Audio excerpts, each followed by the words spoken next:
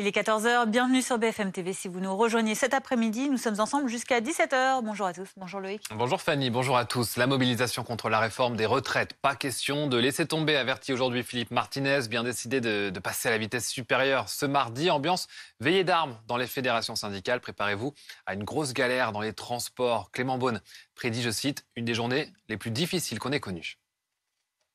Il y aura de très forts impacts, je l'ai dit dès les jours derniers, parce que je sais que pour beaucoup, ce sera de toute façon une vraie galère. Je pense à ceux qui ne peuvent pas télétravailler, qui ont besoin des transports publics, qui ont besoin des transports pour se rendre au travail ou pour rendre visiter leur famille. On sera sans doute dans les journées les plus difficiles qu'on a connues ces dernières. Difficile peut-être. Je ne peux pas encore le dire, mais oui, pour ceux qui comptent sur les transports, je l'ai déjà dit, on aura une grande difficulté, même une très grande difficulté, ce 7 mars, c'est certain.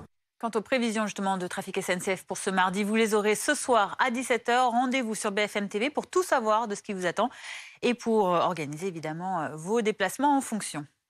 Dans l'actualité également, Pierre Palmade sort de l'hôpital cet après-midi pour être transféré dans un autre centre hospitalier au Plessis-Robinson pour un traitement de 48 heures. Marion Russell, vous êtes au Kremlin, Bicêtre ou l'humoriste s'apprête donc à sortir, mais pour l'instant, pas transférable en prison.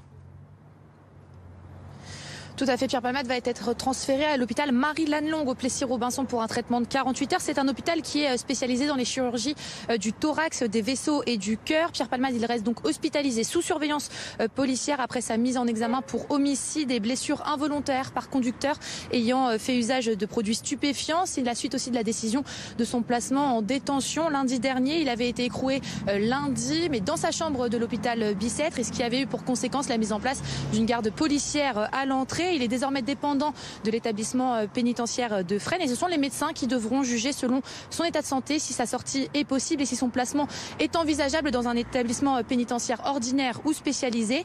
Le transfert du comédien est prévu dans le courant de l'après-midi sous escorte policière. Merci beaucoup Marion Russell avec Philippe Gailloux en direct du Val-de-Marne pour BFM TV. Dans un instant sur BFM TV, notre document long format sur la menace nucléaire brandie par Vladimir Poutine en guerre contre l'Ukraine depuis un an. C'est l'escalade que tout le monde redoute depuis la fin de la Seconde Guerre mondiale. Que se passerait-il si le président russe utilisait l'arme atomique? Quels sont les scénarios possibles? Nucléaire et si Poutine passait à l'acte? Un reportage d'Isabelle Quintard, Clément Granon et Alexandre Funel à suivre juste après la pause.